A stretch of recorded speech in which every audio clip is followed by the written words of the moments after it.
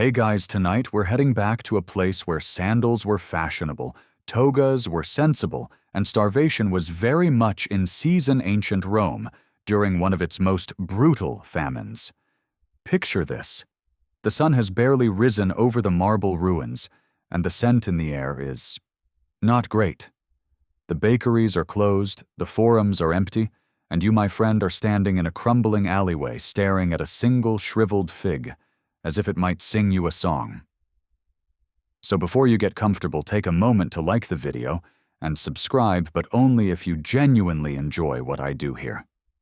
And hey, before we dive in, where are you listening from? Drop your location and local time in the comments. Now dim the lights, maybe turn on a fan for that soft background hum, and let's ease into tonight's journey together. You trudge past a broken aqueduct stomach, grumbling like a volcano god in a bad mood. The year is around 33 CE, though honestly the Romans had more famines than they had emperors, so pick a century and hunger probably showed up like an uninvited uncle. Droughts, floods, and the occasional barbarian raid had a nasty habit of messing with grain shipments. And when grain was, Rome was suddenly hanging by a breadstick. In theory, the city fed over 1 million mouths, all mostly reliant on grain from distant provinces like Egypt and Sicily. But a missed shipment. A political hiccup. Suddenly you're looking at a street full of desperate citizens elbowing each other for stale lentils. You shuffle toward the marketplace, or what's left of it. Broken stalls, toppled baskets, and a fish lying face down in a pile of dust like it gave up halfway to dinner. A child grabs it, shrugs, and disappears. You're not judging. That fish was the catch of the day. The Roman annals are generous in recording conquests and triumphs, but when it came to recording everyday misery, things got vague. Still, some clues remain. For instance, Tacitus mentioned bread riots and panic in the Subura, that charming district where rats held municipal office, and hygiene went to die. And in times like this, people got creative. The bread, if it existed, was no longer bread. It was more like a suggestion of bread. Flour was stretched with ash lentil husks, or even powdered marble if you were fancy and suicidal. Your neighbor waves at you from a second-story window. She offers you what she claims is a dried apple. It's not. You take a bite. It's a piece of turnip carved into a circle painted with something brown.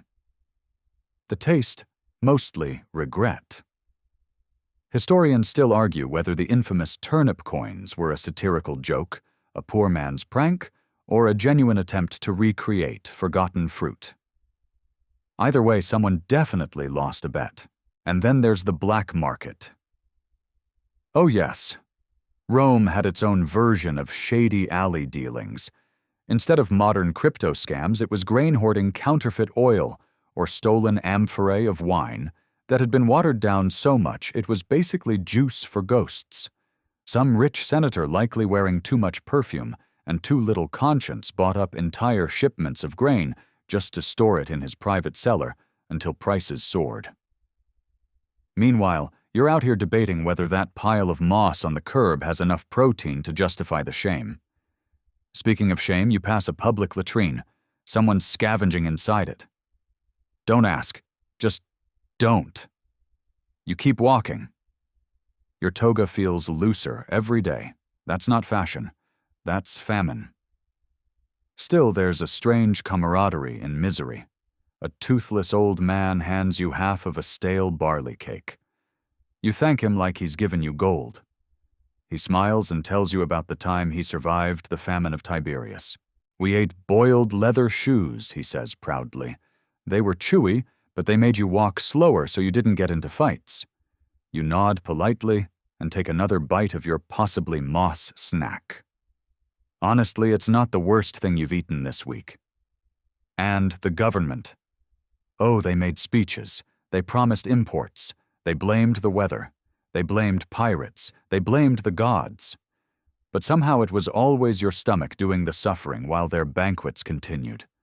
You pass the temple of Ceres, goddess of grain. It's quiet. Too quiet. You throw a pebble at the steps and mutter something halfway between a prayer and a complaint. Maybe she hears you. Or maybe she's on holiday in Alexandria. You sit on a marble step watching the pigeons. You count them, and you're not sure whether you're admiring their feathers or calculating their meat-to-bone ratio. That's where you are now. And just as your eyes close for a second because starvation has a way of making sleep and wakefulness blend, you hear someone yell about a grain ship sighted near Ostia. You don't know if it's true, but you stand up anyway.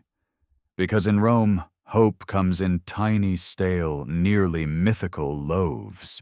You follow the echo of the rumor like a bloodhound chasing the scent of survival. The grain ship might be a lie, or worse, already looted by the time you get there. But your legs don't care. They march on, driven by the memory of bread, not fresh bread, mind you, but even the flat, dry kind that crumbles like old dreams. Along the way, you pass by what used to be a garden. The vines are brown and brittle. The fig tree bears exactly one fig hanging there like a dare. Someone beat you to it, obviously. The stem's been licked clean. The streets are quieter now. Hunger has a way of muting a city. Gone are the bustling vendors calling out prices, the laughter of children playing with wooden dice. What's left is whispering and scraping. Scraping of bowls, scraping of hope. You reach a public square where a few others have gathered, eyes, sunken jaws, twitching like nervous birds. In the center stands a large iron pot blackened with soot, bubbling suspiciously over a fire that crackles like it's trying to hide something. You get closer. The chef, an older woman missing several teeth, and most of her patience, ladles a portion into a cracked clay bowl and hands it to the next desperate soul. You peek in. It's brown, with specks, and a smell that might once have been onions or possibly wet sandals, boiled bark and dust soup. Yes, really, when grain vanished, people turned to trees. Specifically, the inner bark, soft enough to shave boil and pretend, was noodles. The dust. Well, it collected naturally in homes often mixed with whatever crumb seeds or bits of last week's hope still lingered. Add water boil until everything forgets what flavor is, and voila, Roman survival stew. You take a spoonful. It tastes like tree. Not even the nice part of the tree, more like chewing the side of an old shipwreck. A child beside you slurps hers with wild enthusiasm. You envy that. Or maybe she's just pretending really well. Historians still argue whether the infamous dust soup was a widespread dish or simply a product of satirical poetry exaggerating how bad things were. Either way, you're currently eating it, so satire or not, it exists now. Across the square, two men argue over whether it's better to eat bark raw or soak it first. One says, soaking removes the toxins. The other says toxins build character. You decide not to get involved. In your lap, the soup steams gently. A few small black specks float near the top. You pretend they're herbs. Then someone pulls out a real carrot. The square goes silent. The carrot holder becomes a mythic figure. The woman who brought the soup demands to know where it came from. The carrot man looks smug, then scared. Then he disappears into a crowd that is suddenly much more interested in vegetables than dignity. You sip the last of the broth. A bit of bark gets stuck in your teeth. It's not so bad, actually, at least it's not sawdust. That comes later. The communal pot empties quickly, and still people wait staring into the blackened bottom as if another ladle might magically rise. You stand and wander toward a shadowy alley, where the air smells less like despair and more like damp mold. Progress. You pass a man scraping something off a brick wall and placing it delicately into a pouch. You don't ask. You've learned. Another woman offers you a biscuit. It's bark again this time, sun-dried and pressed into a puck. It cracks when you bite it and immediately turns your mouth into a dry cave, echoing with regret. You thank her anyway. The forums are quiet. Statues of forgotten senators stare down with blank marble eyes. If only they could talk, though they'd probably just debate and raise taxes. You pass a pile of pottery shards. In Rome, nothing goes to waste, not even broken pots. Some families grind them into powder and mix them into soup to feel full. Your stomach gurgles its protest. Overhead, a seagull circles. You squint. Is it edible? Probably. Will you catch it? Not a chance. It's smarter than you better fed, and has the advantage of wings. Still, the idea lingers. Just one bird could feed 3 people 4 if you stretch the beak and feet. A whisper reaches you from behind a pillar. Someone has figs, real ones. Sweet, soft, wrinkled from age, but still figs. You follow the whisper only to find a boy holding 2 half-rotten fruits. He offers to trade for a sandal. You laugh. He doesn't. He wants the good one. You walk away barefoot. Was it worth it, maybe? The fig is mushy and slightly fermented. It smells like disappointment, but tastes like memory. You sit on a step beside the Colosseum. The arena is quiet. No gladiators today. Just pigeons and their solemn cooing like tiny monks in gray robes. You close your eyes and imagine a feast: roasted lamb, crisp bread, honey-drizzled dates. The crowd roars, not for blood, but for butter. And then your stomach reminds you where you are. Boiled bark. Dust soup. This is Rome now. You wake with your back against a stone wall, a bit of bark stuck to your cheek, and a pigeon watching you with a disturbing level of judgment. There's a faint ache in your joints from sleeping on marble. But hey, at least it wasn't the gutter this time. Small victories. You shuffle through the alley toward the smell of smoke and something meaty. It's unfamiliar. Not quite beef. Definitely not lamb. But it's cooking, and that's all the invitation you need. You arrive at a huddle of people around a spit. On it rotates a small, slightly charred animal. It's got a tail, tiny feet, and a look of vague apology frozen on its crispy little face. That's when you realize it's a dormouse. Yes, a rodent. You take a deep breath and fight the instinct to scream. Because in ancient Rome, eating mice wasn't always a last resort. It was strangely sometimes a delicacy. Wealthy Romans kept fattened dormice in special jars called gliraria.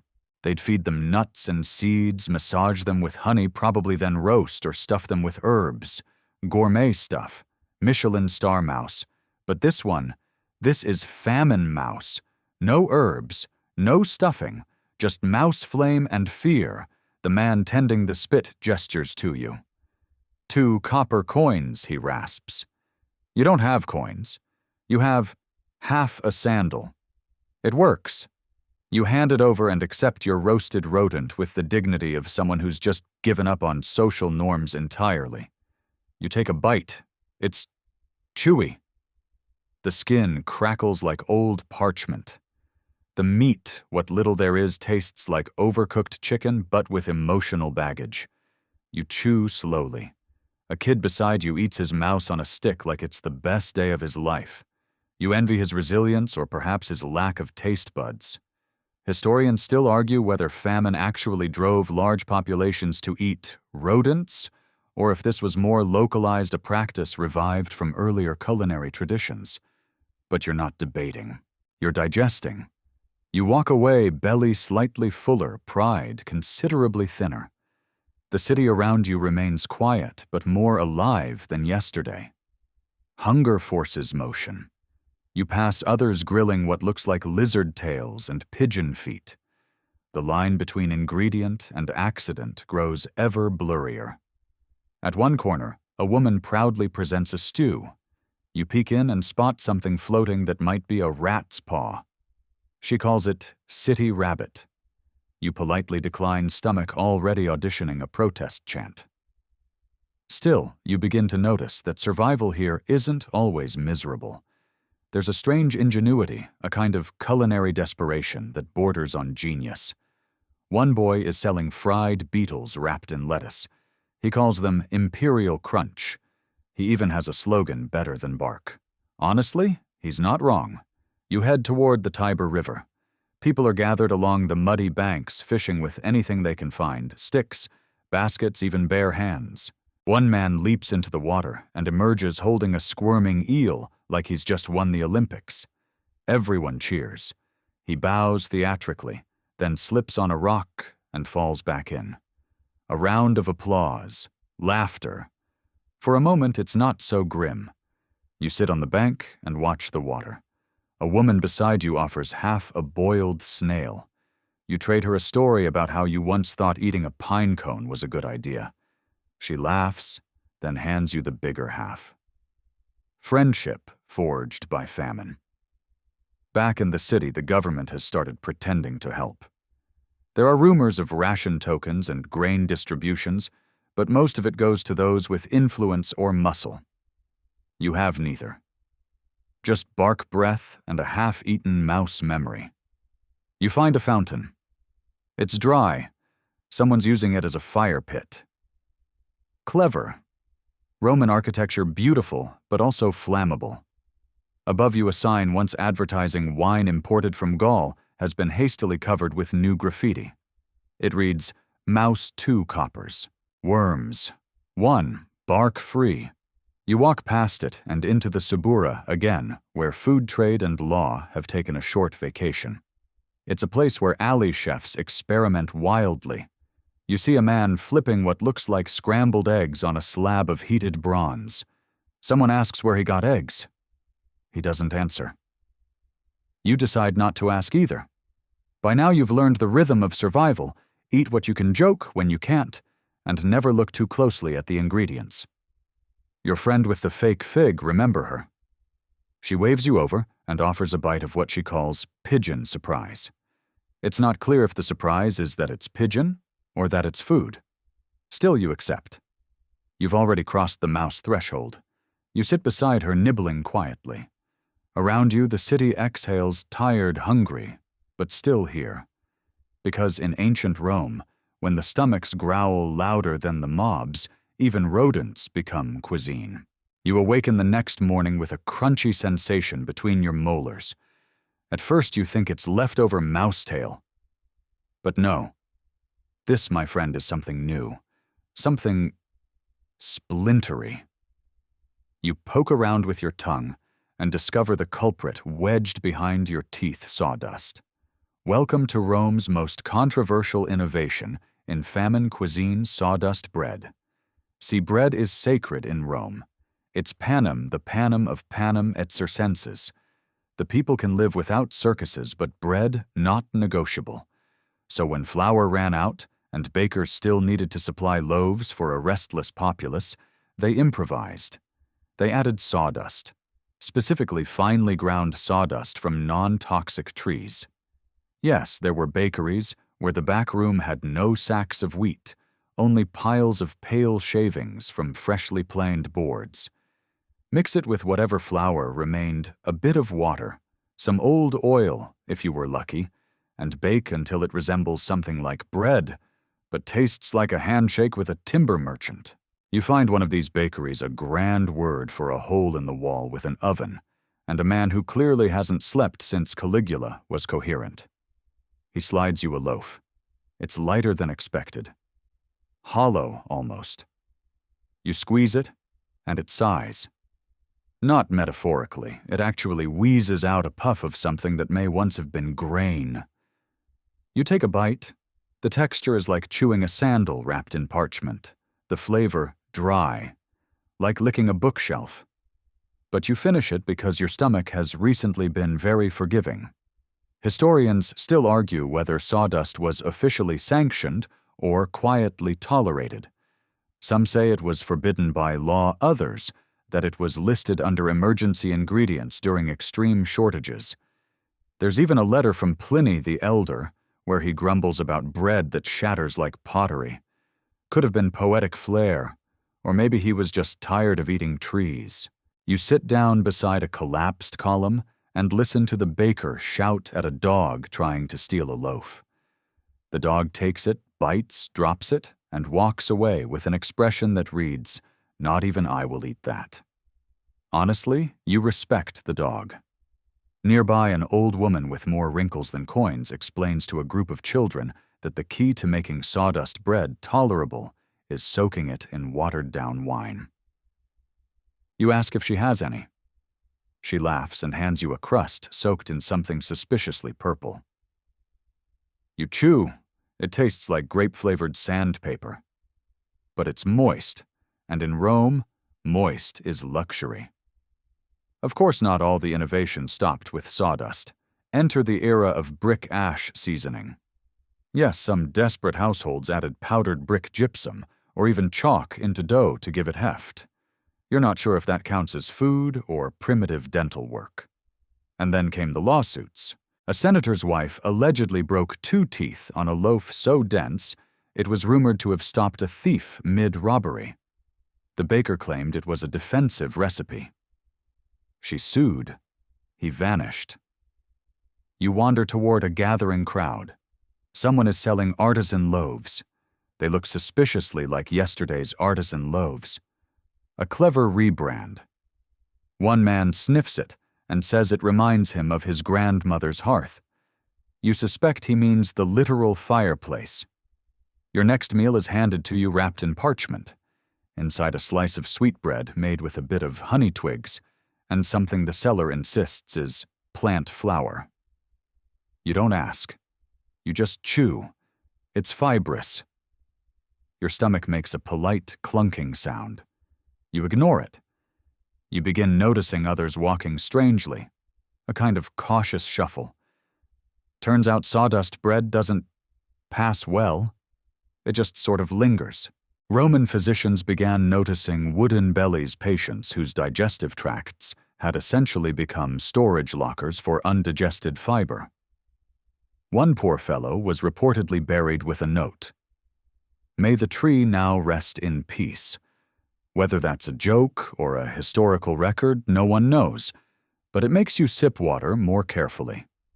You spend the afternoon gathering wild herbs, mostly mint, and what you think might be wild celery. You find a communal pot. Add your herbs. Someone throws in a rock for flavor. Another adds a bark biscuit. It's a stew now. You call it minestrone alla pavimenta. Night falls. The baker is still yelling at dogs. You pass his stand again, and he offers you a broken end piece. "It's mostly actual flour," he says with a wink. You break it open and see a suspiciously white interior. It smells nostalgic, like real bread. You take a bite. For a moment you remember the Rome before famine, the laughter, the festivals, the fresh loaves with honey and rosemary.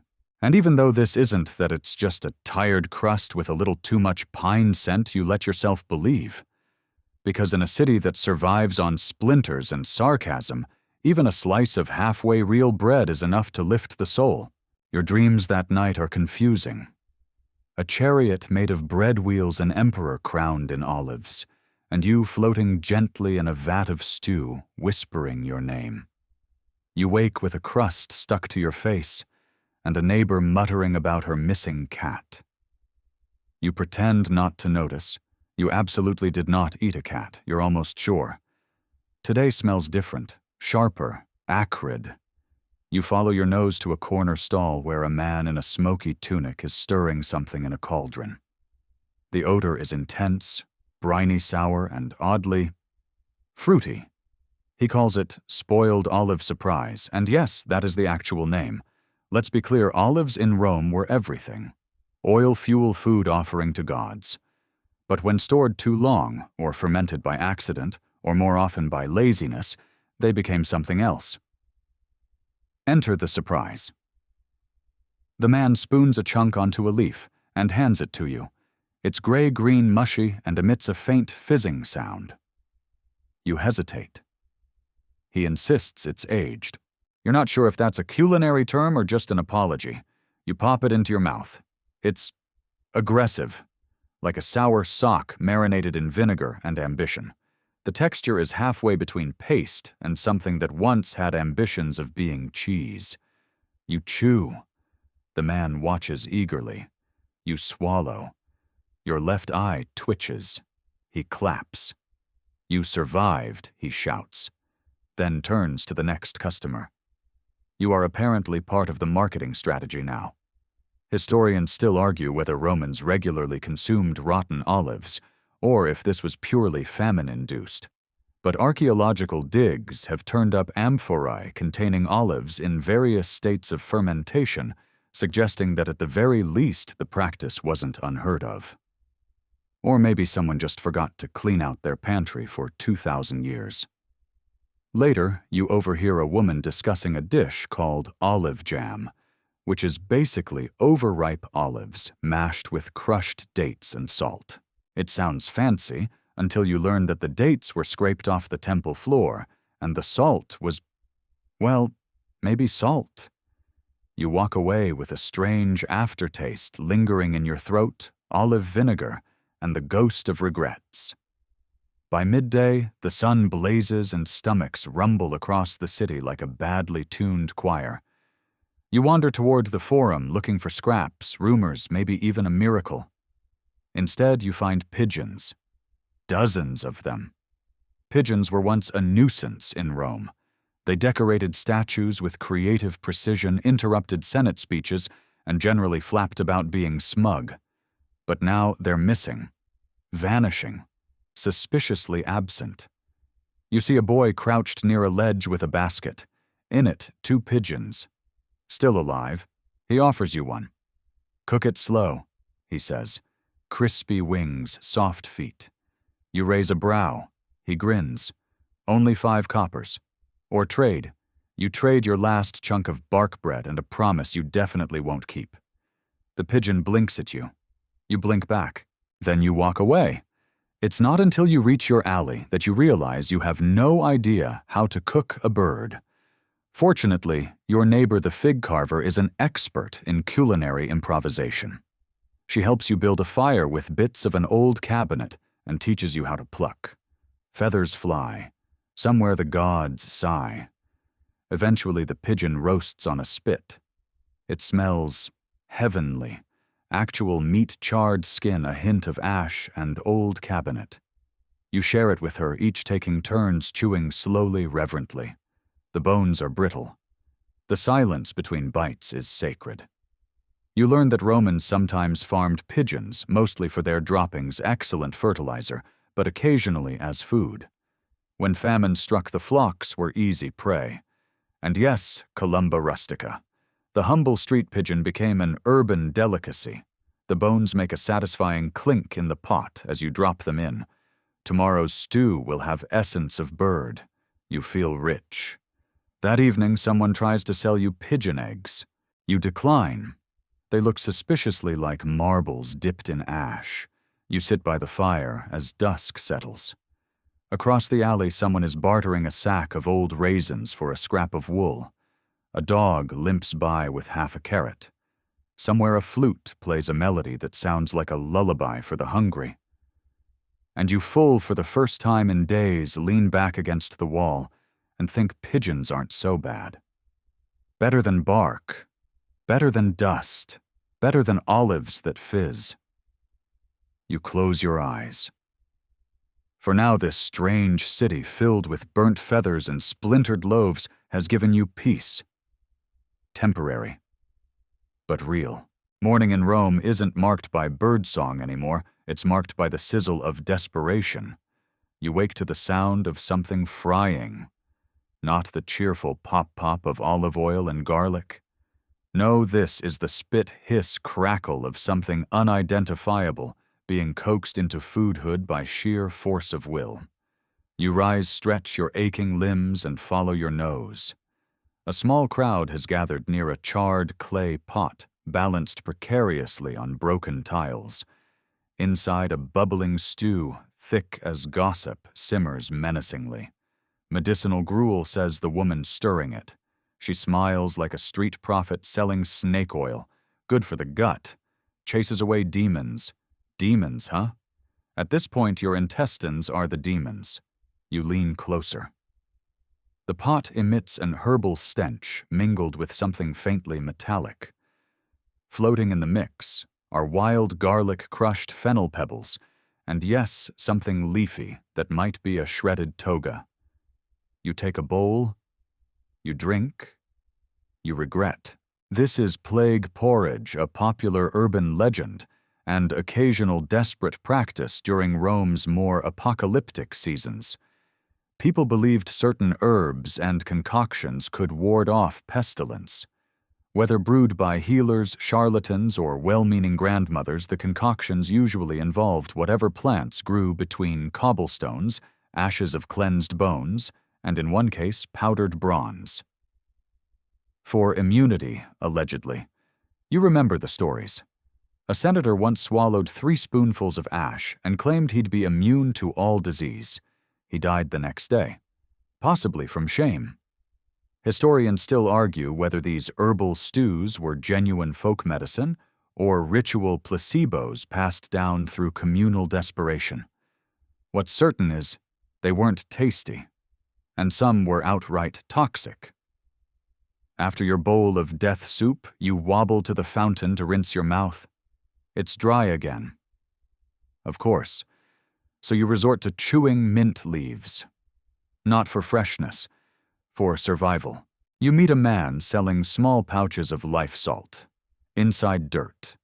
Dirt mixed with crushed laurel, maybe some dried mushroom. You ask what it's for. He says, you mix it with water and think happy thoughts. You nod slowly and hand over a broken comb as payment. The concoction makes your tongue feel tingly. But at least now you're not thinking about the plague anymore. You're thinking about whether your tongue is supposed to feel like parchment. Progress. You pass a temple where smoke curls into the air. Inside, people kneel around a fire. A priestess chants over bowls of herbs and cooked moss. This stew, she says, restores the soul. It smells like the inside of a shoe. You're invited to taste. You do. It's warm, salty, vaguely mossy, but not horrible. They call it the broth of Ceres. A boy tells you his grandmother once made a stew of crushed pine cones and fermented beans. Kept us alive, he says. You ask how it tasted. He pauses. Like lies. You laugh and so does he. There's something comforting in the shared misery. Rome is hungry, but it's still sarcastic. That counts for something. By late afternoon, word spreads of a healer in the Trans-Tiberum district who makes a tea of rose petals and ash. It allegedly aligns your humors and fills your belly. You go, you drink, you leave unconvinced and needing a nap. A mural catches your eye painted on a ruined wall. It shows a woman offering a bowl to a skeletal figure under the words, "Hope feeds longer than hunger." You smile. Then your stomach gurgles loudly and ruins the moment. A group of teens is gathered near the Pantheon playing a game where they dare each other to eat the weirdest health concoctions. One swallows a boiled scorpion in broth. Another tries smoked bat salad. They cheer, laugh, gag. Youth, as always, finds a way to be both fearless and deeply unwise. You pass them politely declining a slice of ant loaf. Yes, loaf. Made with crushed ants and grain husks. You're not that hungry. Yet. Back near your alley, the fig carver offers you something she calls sun elixir. It's just boiled water with wildflowers, but it's warm, fragrant, and feels gentle. You sip slowly. It tastes like spring pretending everything is okay. For the first time all day, your stomach stops growling. Just for a moment, you sit leaning against a wall covered in ancient graffiti. Someone long ago scratched the words, "We eat because we are." Existential, yes. Accurate. Also, yes, in Rome during famine, even food that isn't food becomes sacred. A cup of weed tea, a bowl of plague gruel, or a crust of bark becomes an offering not to gods but to endurance. And you're still here, You wake up with a start, not from hunger this time, but from the sound of someone yelling about grain. That magic word. You bolt upright, nearly tripping over your neighbor's elbow, and join the stampede. Turns out it's not grain, it's flour. Kind of. You reach a courtyard where a skinny man with wild eyes and chalk-dusted fingers waves what appears to be a sack of white powder, like it's treasure. Flour, he proclaims. Blessed by Minerva herself. You peer into the bag. It's definitely white, smells kind of sweet, but also kind of earthy. Someone whispers, "It's crushed beans." Another, "It's powdered lentils and old barley." A third, slightly more cynical voice mutters, "It's dust and hope, still people line up." Because this is Rome during famine. You don't ask too many questions when a loaf-shaped dream walks by. You manage to trade a shard of polished bronze and a sad poem you wrote on a roof tile. He gives you a scoop of the flour wrapped in old cloth. You thank him and begin plotting your next miracle bread. That night you squat near a crumbling oven with others just as flour-starved. A woman contributes water. A boy has something he insists is oil, though it smells like burnt pine cones. You offer the flour. The mix is sticky-gritty and suspiciously gray, but when it bakes, oh, it smells like bread. Not quite, but close enough to fool the nose. You chew slowly. It's coarse, the texture like gravel glued together by dreams. But it's warm, filling. It's food. This is how you learn about the wheat smugglers and flour mafias. In a time when Rome's granaries were empty and Egypt's ships had stopped sailing or were seized by pirates or bought up by shady senators, people created their own supply chains. You'd hear whispers in dark alleys. There's barley in Aventine. The baker on the hill got Sicilian grain. Flour's being hidden in wine barrels. The black market flour trade thrived. Smugglers bribed officials to sneak shipments through the port of Ostia under cover of night. A bag of flour could cost more than a tunic. In some districts, flour was locked in temples, under guard, as if it were sacred scrolls or gold. Which honestly, it was. Historians still argue whether this grain-based underworld was centrally organized or just a spontaneous outcome of desperation. Some say there were actual flour lords who controlled neighborhoods with spies, runners, and armed muscle. Others say it was looser, more chaotic, driven by rumor and instinct. What is certain, you once saw a man trade his entire front door for a sack of semolina. And he looked happy about it. Back in your alley, a woman you barely know offers to share a chunk of bread she got from a friend who knows a guy who works in ports. You don't ask. You eat. It's real flour, real bread. Your eyes water a little. She notices and says, "Don't cry. It ruins the crust." You both laugh. It's the hardest you've laughed in days, maybe weeks. That night you dream of golden fields swaying in the breeze. You wake up chewing the corner of your blanket. Worth it. The next day you overhear a heated exchange. Someone got caught watering down flour with chalk to increase profits. People are angry, but not enough to riot. They just shrug and keep chewing. At this point, their bodies are 30% fiber, 40% sarcasm, and 30% questionable minerals. You visit the bakery near the Tiber. The owner has stopped pretending. His sign now reads, "Loaves authenticity not guaranteed." You appreciate the honesty. He gives you a half loaf for free. You bite in. It tastes like sawdust, sure, but also faintly of fennel and smoke. And strangely, of resilience. Later that evening, two boys race past shouting, "Ship grain, ship," everyone perks up. You know it's probably a lie, but you run anyway. Because hope, even fake flour-dusted hope, moves people faster than hunger. You reach the docks, breathless. No ship, just fog and echoes. But the run was good. It reminded your legs they're still legs. You return to your alley. The fig carver has made grain cookies. She says they're mostly rock flour and pressed weeds, but she shaped them into stars. You eat one, it's hard enough to chip a tooth. Still you thank her, because in this Rome where flour is currency and bread is legend, even a pebble-shaped cookie means you've made it through another day. You don't hear the shouting this time, you feel it. A low vibration through the stone beneath your feet, the kind of tension that only builds when something big is about to happen. You rise from your makeshift bedding and peer down the alley. A man in a tattered cloak sprints past, yelling, "They caught a flour thief." Behind him, a pack of people follows equal parts, angry and entertained.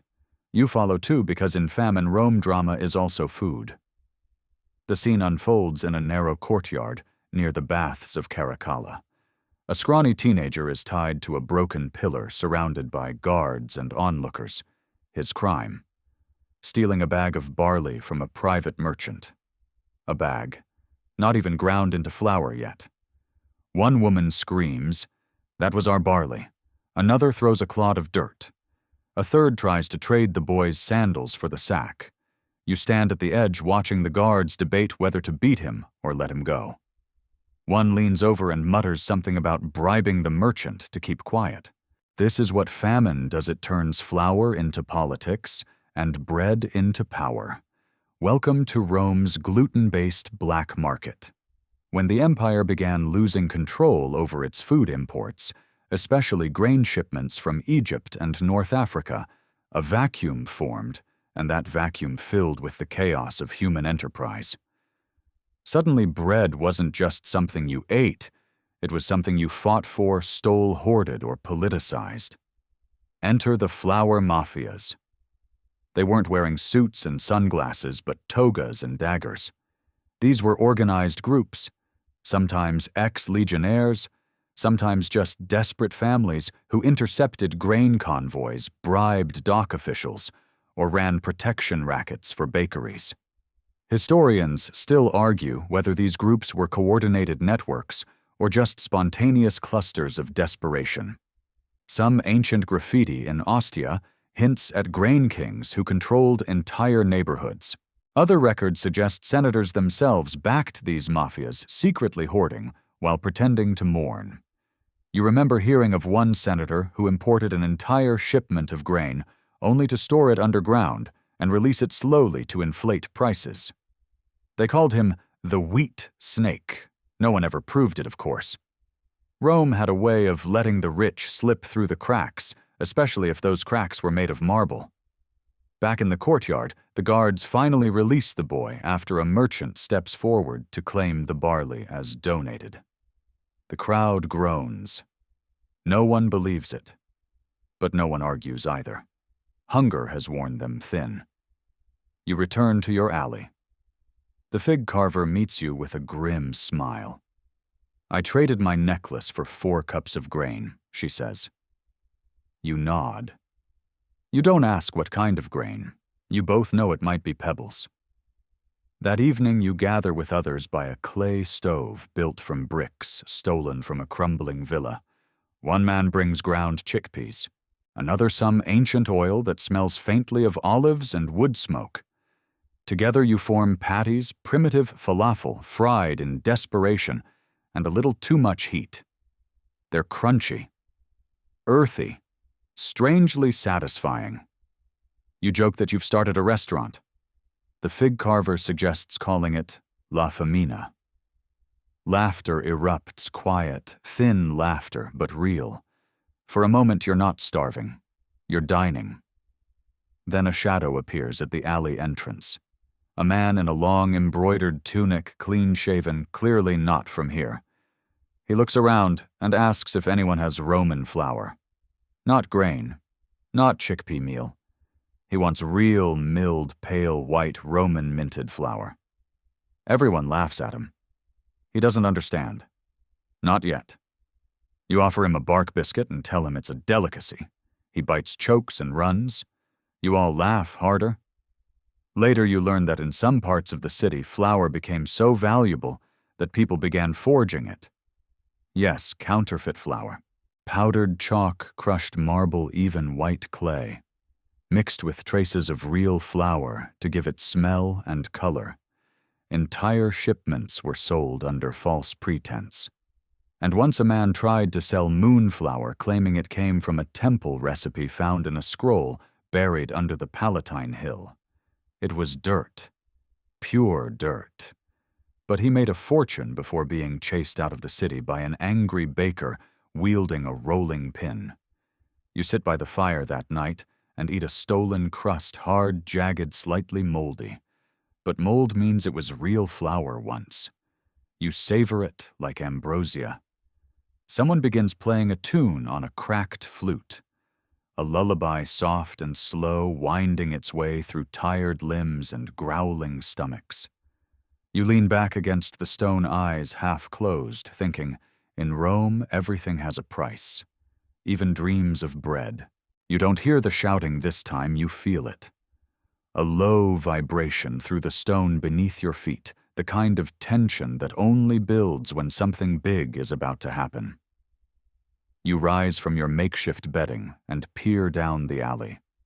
A man in a tattered cloak sprints past, yelling, "They caught a flour thief." Behind him, a pack of people follows, equal parts angry and entertained. You follow too, because in famine, Rome drama is also food. The scene unfolds in a narrow courtyard near the baths of Caracalla. A scrawny teenager is tied to a broken pillar, surrounded by guards and onlookers. His crime, stealing a bag of barley from a private merchant. A bag, not even ground into flour yet. One woman screams, "That was our barley."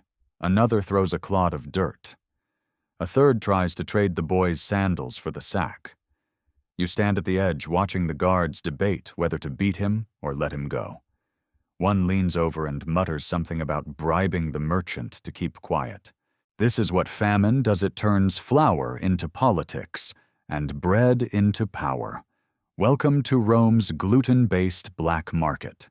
When the empire began losing control over its food imports, especially grain shipments from Egypt and North Africa, a vacuum formed, and that vacuum filled with the chaos of human enterprise. Suddenly, bread wasn't just something you ate, it was something you fought for, stole, hoarded, or politicized. Enter the flour mafias. They weren't wearing suits and sunglasses, but togas and daggers. These were organized groups, sometimes ex-legionnaires, sometimes just desperate families, who intercepted grain convoys, bribed dock officials, or ran protection rackets for bakeries. Historians still argue whether these groups were coordinated networks or just spontaneous clusters of desperation. Some ancient graffiti in Ostia hints at grain kings who controlled entire neighborhoods. Other records suggest senators themselves backed these mafias, secretly hoarding while pretending to mourn. You remember hearing of one senator who imported an entire shipment of grain, only to store it underground and release it slowly to inflate prices. They called him the wheat snake. No one ever proved it, of course. Rome had a way of letting the rich slip through the cracks, especially if those cracks were made of marble. Back in the courtyard, the guards finally release the boy after a merchant steps forward to claim the barley as donated. The crowd groans. No one believes it, but no one argues either. Hunger has worn them thin. You return to your alley. The fig carver meets you with a grim smile. "I traded my necklace for 4 cups of grain," she says. You nod. You don't ask what kind of grain. You both know it might be pebbles. That evening, you gather with others by a clay stove, built from bricks stolen from a crumbling villa. One man brings ground chickpeas, another some ancient oil that smells faintly of olives and wood smoke. Together you form patties, primitive falafel fried in desperation and a little too much heat. They're crunchy, earthy, strangely satisfying. You joke that you've started a restaurant. The fig carver suggests calling it La Famina. Laughter erupts, quiet, thin laughter, but real. For a moment you're not starving. You're dining. Then a shadow appears at the alley entrance. A man in a long embroidered tunic, clean-shaven, clearly not from here. He looks around and asks if anyone has Roman flour. Not grain, not chickpea meal. He wants real milled, pale white Roman minted flour. Everyone laughs at him. He doesn't understand. Not yet. You offer him a bark biscuit and tell him it's a delicacy. He bites, chokes, and runs. You all laugh harder. Later you learn that in some parts of the city, flour became so valuable that people began forging it. Yes, counterfeit flour. Powdered chalk, crushed marble, even white clay, mixed with traces of real flour to give it smell and color. Entire shipments were sold under false pretense, and once a man tried to sell moon flour claiming it came from a temple recipe found in a scroll buried under the Palatine Hill. It was dirt, pure dirt. But he made a fortune before being chased out of the city by an angry baker wielding a rolling pin. You sit by the fire that night and eat a stolen crust, hard, jagged, slightly moldy. But mold means it was real flour once. You savor it like ambrosia. Someone begins playing a tune on a cracked flute, a lullaby soft and slow, winding its way through tired limbs and growling stomachs. You lean back against the stone eyes half closed, thinking in Rome, everything has a price. Even dreams of bread. There's a new notice posted in the forum this morning, ink, still drying corners flapping in the wind. You push past a knot of grumbling citizens and lean in to read the words, scratched in sharp official Latin. Let it be known the consumption of household pets, city birds, and sacred animals is henceforth prohibited. Offenders will face public lashings and confiscation of property. You blink, then blink again. You glance over your shoulder at a man gnawing something suspiciously cat-sized on a stick. He reads the notice, too, shrugs, and keeps chewing. So begins Rome's awkward war against forbidden foods. In theory, the law is simple. Certain creatures are too symbolic, too important, too sentimental, or just too sacred to eat. Cats, because they're revered in certain Eastern cults. Dogs, because they're protectors. Ravens, because they're omens. And of course, peacocks, because they belong to Juno and are absurdly beautiful. In practice, you're starving. The cat was already dead. The dog bit someone last week, and the raven fell out of the sky on its own. So you say. Food restrictions during times of famine always walk a weird tightrope between morality and survival. Historians still argue whether these bans were genuinely enforced or merely for public display, Rome's way of pretending to care, while people ate whatever had the misfortune of being edible. You sit on a curb beside a man named Flavius, who swears he once got a fine for trying to roast a seagull. They said it was a messenger of Neptune, he grumbles. I said it pooped on my tunic. Neptune can have it back. He offers you a bite of his mystery kebab. You decline. Another man nearby is selling something wrapped in fig leaves. He whispers, "Don't ask what it is. Just ask if it's been cleaned." You ask. He nods solemnly. You eat it. It tastes like string smoke and mild regret. Someone starts singing a ballad, "O mighty Rome, forbid my goat, but never touch my stoat." No one knows what it means. Still they clap. And then there's the legal loopholes. See, Roman law was famously flexible. If it didn't mention a specific creature, it wasn't technically illegal. So while cats were banned, urban jungle lynx, i.e., large stray cats, were not. A vendor proudly advertises, "Sewer rabbit, you don't ask, but it probably once meowed." Others lean on euphemism. One enterprising vendor sells skyfish, which is definitely pigeon. Another offers temple veal, which turns out to be rat-cooked with enough spices to cause momentary amnesia. You ask, "Is this legal?" He smiles. Is anything you remember an old philosopher's quote? "What is law without grain? A whisper in the wind. The wind currently smells like roasted lizard.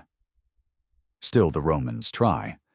Religious officials scold the public, imploring people not to dishonor the gods by eating sacred creatures. Temples set out small bowls of barley for stray animals, which vanish almost instantly, sometimes with the animal. You pass a young girl giving a slice of beet to a scrawny puppy. You smile. She glares and says, "He's not dinner. He's a friend." You nod, moved, and then give the puppy your last mint leaf.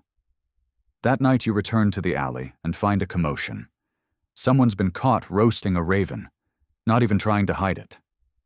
The fig carver sighs, then starts gathering kindling. "Let's cook something else," she says. "Before the gods send a thunderbolt." You help her fry up some kind of root.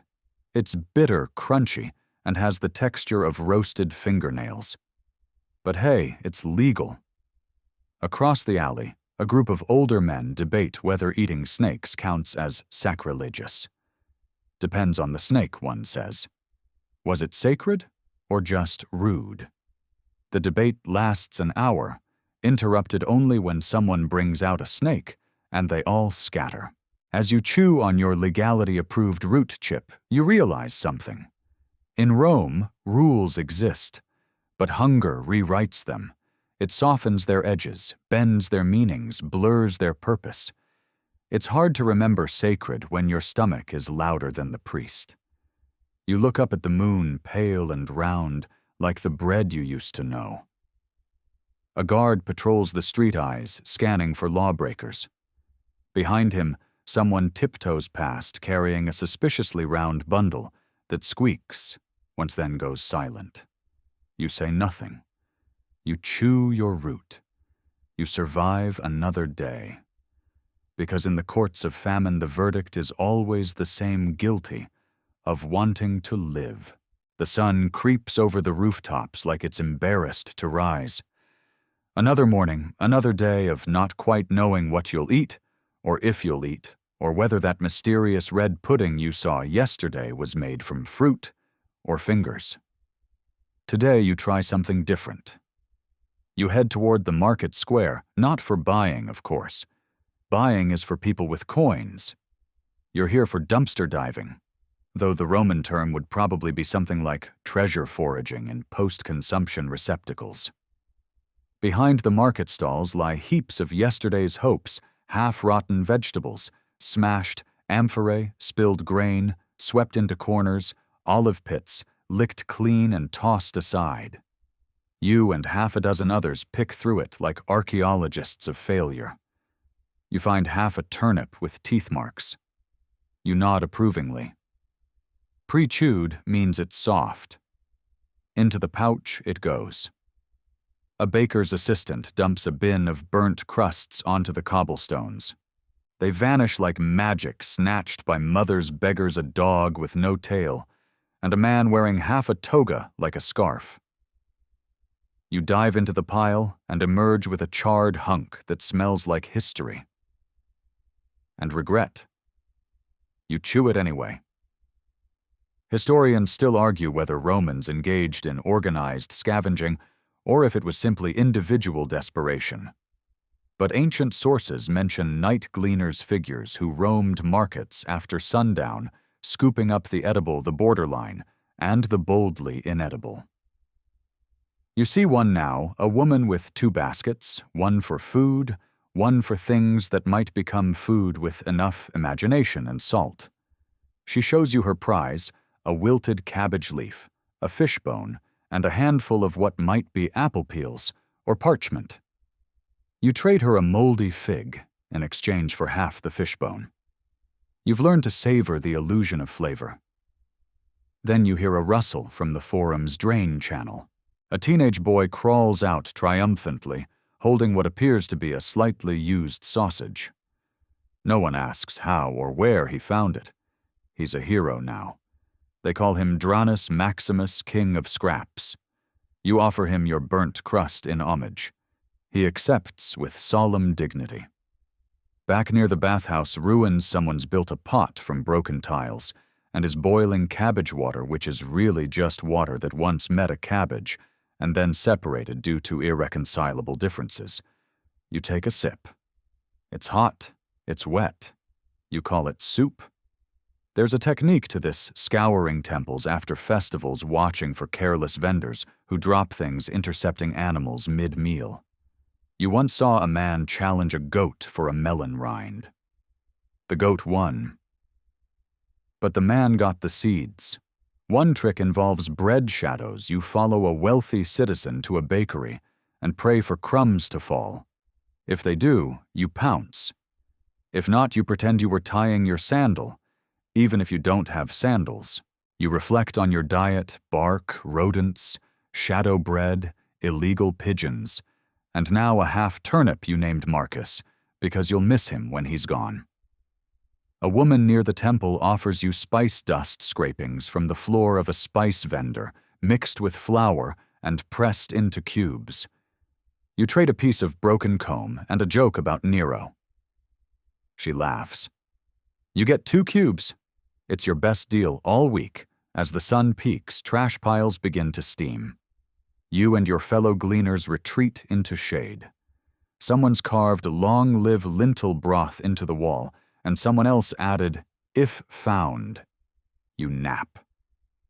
Not deeply, but enough to dream of a single whole loaf of bread still warm, sliced and buttered and floating away on a silver plate just out of reach. You wake to someone shouting about moldy cheese. You rush over.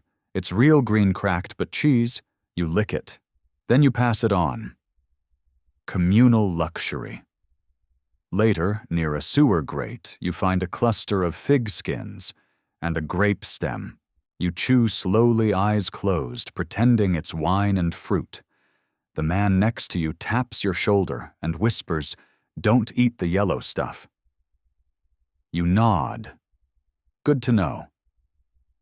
Scavenging teaches you rules no senator ever wrote. Don't touch meat that doesn't smell like meat. Don't trust bread that floats. Never eat from the left side of the temple steps. It's cursed. Probably. And always share what you find, because tomorrow you might find nothing.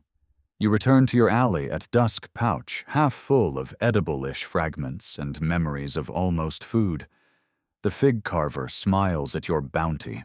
You foraged well, she says.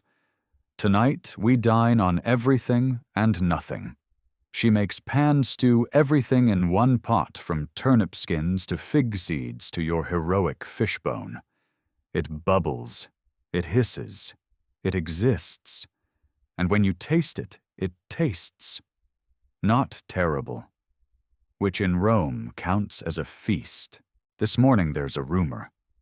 You hear it before your eyes are even open, passed in whispers exchanged like a prayer public kitchens are serving again. You sit up too fast, head spinning, stomach tightening in anticipation or confusion. You're not sure which is louder, your curiosity or your digestive tract practicing disappointment. Public kitchens. Communal pots. Free food. In Rome, this is known as the Cura Annani, a state-managed grain distribution program originally established to prevent riots by keeping the people fed, just enough not to burn the place down. The idea is simple. Give the plebs bread, and maybe they'll forget that their roofs leak and their politicians are looting the treasury. You shuffle through the Subura, joining a growing line that snakes down the steps past the broken statue of Minerva and through an alley that smells like 3 different kinds of regret. Ahead, a man in a faded toga mutters, "It's only lentils today." Another shrugs. "Lentils are better than bark." You nod in agreement. By now, everything is better than bark. You finally arrive at the front, if it can be called that. There's a cauldron steaming and angry, and a woman with arms like marble columns doling out ladles of mush into whatever container people have managed to scavenge, cracked bowls, hollowed-out turnips, one guy's helmet. You hold out your clay cup. She looks at you, squints, and plops a scoop of lentil paste into it. It lands with a wet splat. You thank her like she's just gifted you ambrosia. This is the strange grace of Rome's political breadcrumb system. While emperors build temples and sculptors carve gods, the real mechanism holding society together is porridge. You find a step to sit on and stir your lunch. It's thick, lumpy, has an occasional crunch you choose not to investigate, but it's warm, nourishing even, almost tasty. Almost. Public food distribution was not always reliable. The grain dole varied under different emperors. Some, like Augustus, took it very seriously. Others, like Nero, used it as a political toy. You remember hearing how he once promised a free grain day, then changed the date at the last second, so only his supporters got the word. Historians still argue whether public kitchens truly reduced starvation or merely delayed unrest. Either way, you're here eating lentils with strangers, and not one of you is swinging a torch. Beside you, 2 women trade rumors I heard next week it's chickpeas. No, fish paste. From Gaul. You dare to dream. You also chew very, very slowly. After your cup is clean licked, scraped, and possibly absorbed into your soul, you help a man nearby fix his bowl with wax. He thanks you with a half-rotten date. You weep softly. From joy, mostly. Later, you watch a minor official deliver a speech near the cauldron, something about how Rome feeds its people like a mother feeds her child. The crowd claps politely. A pigeon poops on his scroll. The crowd claps more enthusiastically. Nearby, a girl sells thin wafers shaped like Caesar's profile. She calls them victory wafers. They're made of flower water and very aggressive optimism. You trade her a beet top and 2 good jokes. You get 3 wafers. You chew with pride. But as always, there are rules and side effects. You hear of one man who tried to cut the line he was chased out of the district with stale loaves. Another hoarded extra portions and ended up with a spoiled pot that exploded in the night. Justice Roman style. Back at your alley, you and the fig carver discuss your haul. She managed to get a second serving by impersonating her cousin. You cheer quietly. That's innovation. Together you make a famine tart mashed lentils, mystery herbs, and the wafer you saved for dessert. It's beige. Everything in famine ends up beige. You eat slowly, watching torchlight flicker on cracked walls. The city hums in the distance. Not alive exactly, but not dead either. As the fire dies down, someone suggests starting your own kitchen. We can call it the civic spoon, the boy from earlier jokes, or grain expectations. You laugh harder than you should. You drift off that night, feeling something close to full, not just from food, but from the strange, quiet comfort of being fed together. Rome may be starving, but in moments like these, it also remembers how to share. You're not sure if the whisper reached your ear or crawled under your skin, but there it is, soft, unsettling, passed between lips with the caution of heresy. Some are eating people. You freeze mid-step. You're holding a wilted leaf, freshly pilfered from someone's abandoned stew, and suddenly it doesn't feel all that awful anymore. You laugh, quiet, nervous. Surely not. Not in Rome, not here. But the look on your neighbor's face, the fig carver whose jokes are normally sharp and unbothered, stops you cold. She doesn't laugh. She just stares at the fire like she wants to crawl into it.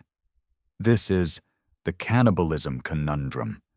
You tell yourself it's just rumor, just another fear bubbling up in an already half-boiled city. Hunger does things to the brain. It rearranges ethics, blurs horror and necessity. Still, there are stories. A child gone missing near the Tiber. A baker who never seems to run out of meat pies. A woman found in the baths, delirious, muttering about her brother's unholy stew. You walk slowly now, not entirely trusting the shadows. Every alley feels a little darker. Every waft of unfamiliar meat a little more suspicious. Historians still argue whether cannibalism occurred during the worst Roman famines. Some say there's no hard evidence, no skeletal remains with gnaw marks, no confessions carved into stone. Others point to obscure texts, to suspicious silences in imperial records, to Roman playwrights who hinted at the unthinkable just vague enough to stay out of trouble. And then there's the poem Anonymous, preserved only in fragments. When grain is gone, and gods stay mute, the city feeds on foot and boot. And when the foot is gone as well, the tongue forgets what tales to tell. Was it metaphor, a political jab, or a quiet scream from someone who saw too much? You want to believe it's all theater. But Rome, so theatrical itself, has a way of turning metaphor into menu. You pass a vendor selling mystery stew. You don't stop. You don't ask. That night by the fire, the fig carver finally speaks. During the famine under Claudius, my grandmother said they caught a man boiling something. Wrong. Said it smelled off. Said it changed the way the neighborhood looked at strangers. You poke at your turnip mash. Suddenly it feels like a luxury. You ask her what happened to the man. She shrugs. Some say he vanished, others say he fled. I think someone made sure he never got hungry again. And now the line between survival and nightmare grows thinner. The public kitchens remain open. People keep lining up. But the side glances are sharper. The jokes quieter. And anyone who eats well too often begins to look suspicious. At one point, a boy bites into a meatball and begins sobbing. He won't say why. He just leaves it behind. You avoid it like it's cursed. A man beside you mutters, "We've all eaten things we wouldn't name." And it's true, isn't it? You remember the mouse, the dust soup, the mysterious kebabs and alley meat skewers. You don't really know what any of them were. And at the time, you didn't care. But now the city hums with unease. There's a heaviness in the silence, as though Rome itself has bitten into something and cannot swallow. You spend the evening breaking stale wafers into smaller and smaller pieces, stretching out the meal like a ritual. You chew slowly. You smell every bite. You look at everyone just a bit longer. That night the fig carver presses a small pouch into your hand. "Dried lentils," she says, "from before." You nod. She's saving you. Maybe from hunger. Maybe from something worse. You boil them over the fire, alone. You eat each one like it's a promise. And as you drift to sleep under a sky too silent to trust, you tell yourself you would never. You couldn't. You haven't. Right. The sun feels less like warmth and more like accusation today. You walk through the winding paths of the Forum, past temples with flaking frescoes and shuttered bakeries, watching the bustle with the eyes of someone who's seen too much. And who's hungry. Always hungry. There's chatter at the base of a broken aqueduct. A new market sprung up, not the loud, open kind with stallkeepers shouting prices, but the quiet kind tucked in shadow where nods are currency and real coin rarely changes hands. This is the realm of famine profiteers, those who somehow aren't starving, whose cheeks still carry a hint of color, who offer deals that make you question your morals, your dignity, and your remaining teeth. A man in a clean tunic, too clean, holds up a jug. Fish paste from Hispania, he boasts. Still fragrant, still oily. You move closer. He pulls the lid. A smell escapes that could raise the dead and then send them fleeing. Someone gags. Someone buys. Because you'll pay for hope even if it's rancid. This you learn is Rotten Economy 101. You pass a woman selling smoked eels. They're just blackened snakes carved to look like eels. Beside her, a boy hawks flour that turns to dust when touched. "It's just delicate," he insists. "A common scam, coat chalk or clay in real flour, sell it, fast disappear faster." Once a woman bought what she thought was barley and ended up with dyed pebbles. She boiled them anyway. "For the warmth," she said. Historians still argue whether famine profiteering in Rome was organized or sporadic. Records exist of price-gouging merchant hoarding, even senators secretly backing black market deals. One even bribed guards to seize grain from charity kitchens and resell it at triple the price. Another story, possibly myth, possibly real, tells of a vendor who painted moldy fish with wine to mask the smell. He sold dozens, made a fortune, then choked on one. They say even his death reeked of vinegar. You sit near the ruins of a jewelry shop.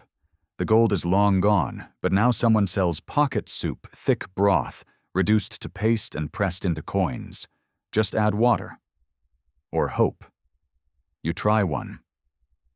It dissolves slowly.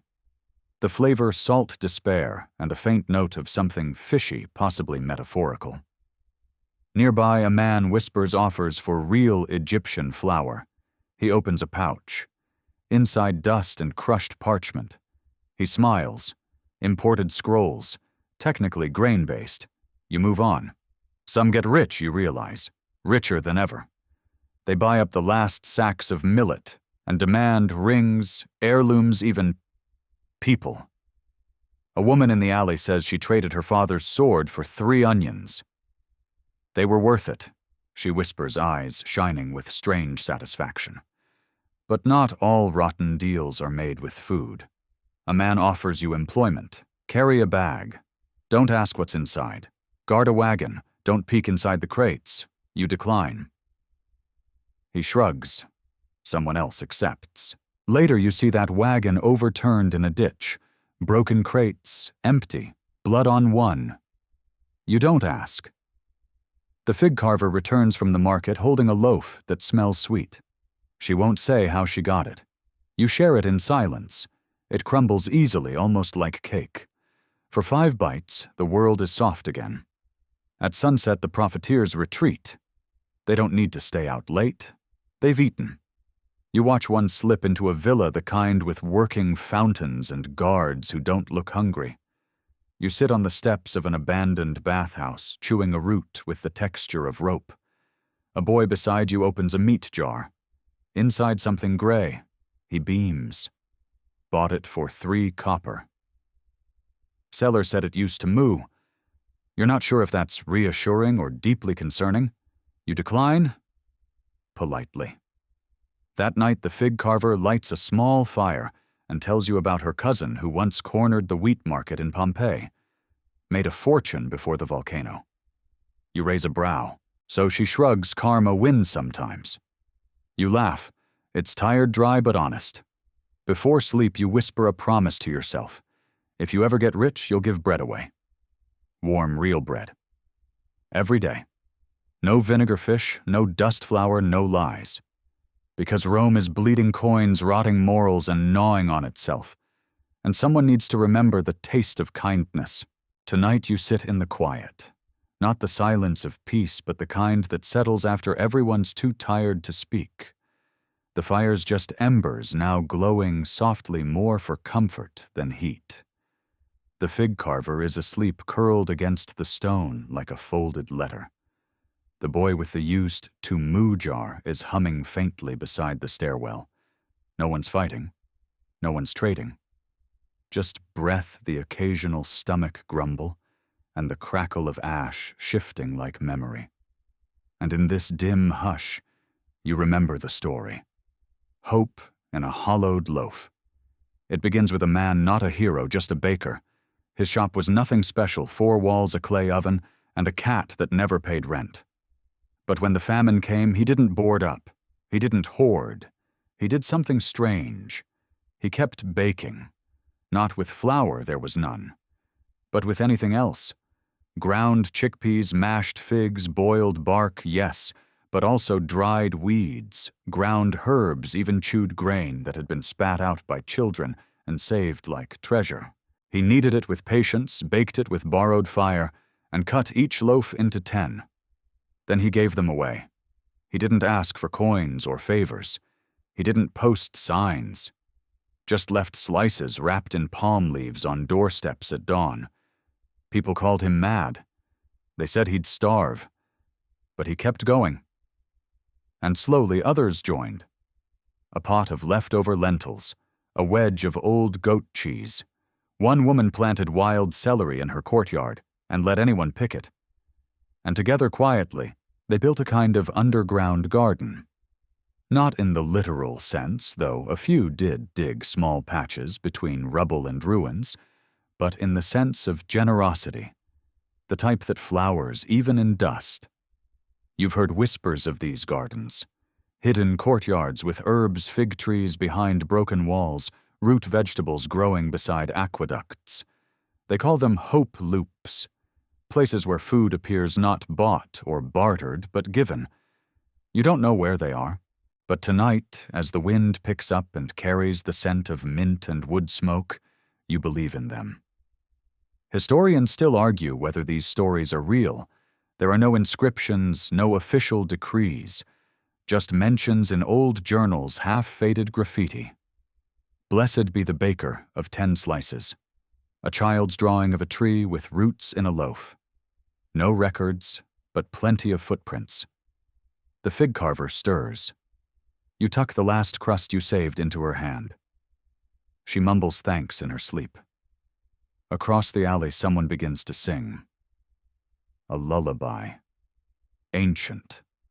The kind meant for olive groves and sea winds, not crumbling cities. You lean against the stone wall. You close your eyes, and you realize, yes, Rome is broken. But there are loaves being left on doorsteps again.